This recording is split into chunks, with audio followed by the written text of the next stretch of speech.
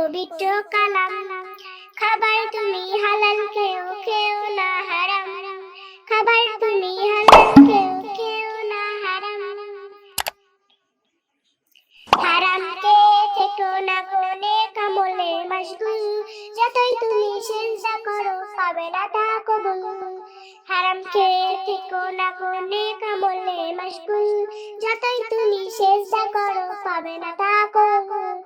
আল্লাহকে যদি পেতে চাও হালাল হারাম জেনো, হারামকে